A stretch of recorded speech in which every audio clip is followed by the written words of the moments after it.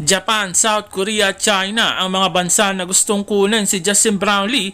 Ayon sa report ng Spin.ph noon, sinabi mismo ni Justin Brownlee na meron talagang malaking perang offer ang Korea, Japan at maring may pinakamalaking offer pa sa kanya ang Chinese Basketball League o CBA.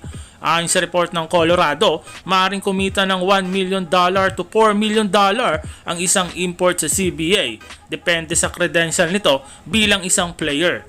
So kung sakaling kinagat ni Brownlee ang offer sa China, ay maaari pala itong kumita ng 56 million pesos to 200 million pesos kada taon kung pinatos nito ang offer sa China.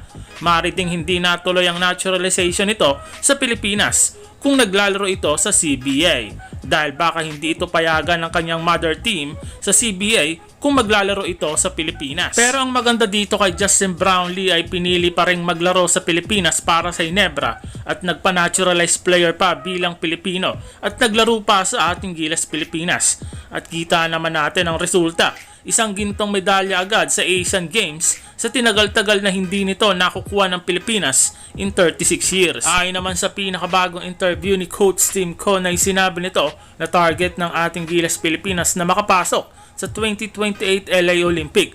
Napasok sa paglalaro ni Brownlee dahil hindi naman natin maitatago na hindi na bumabata si Justin Brownlee. So pasok sa kanya ang 4 years lifespan sa larong basketball. While maraming lalaroin pa si Brownlee sa Gilas, sa Asia Cup, Asian Qualifier, OQT at Southeast Asian Games. Sana maging successful. Samantala matapos sa mga magagandang laruan ni Kai Sotto sa mga huling game nito sa Japan B-League na naka-score ng 26 points at may 11 rebounds kahapon, ay dala nito ang confidence sa pagbabalik nito sa ating Gilas Pilipinas under ni Coach Tim Cone.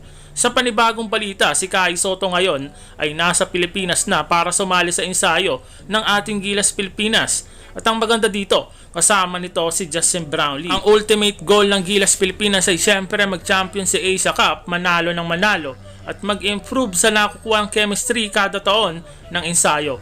Gusto din ni Coach Tim Cone na makapag-qualify ang Gilas Pilipinas sa FIBA World Cup na gaganapin sa Qatar. At siyempre, ang LA Olympics sa 2028, pero masusubukan sila ngayong FIBA OQT kung kaya ba nila makapasok sa Paris Olympic ngayong taon. Kasama ang mga main core ng Gilas na sina Justin Brownlee, Kai Sotto, Dwight Ramos, Scottie Thompson, Junmar Fajardo at iba pa. Gahol man sa oras at mga araw dahil ongoing pa rin ang PBA Finals ay target locking pa rin ang Gilas na manalo sa Hong Kong at Chinese Taipei na magdadala ng bagong head coach at ilang mga key player nila sa Asian Qualifier. Abangan natin.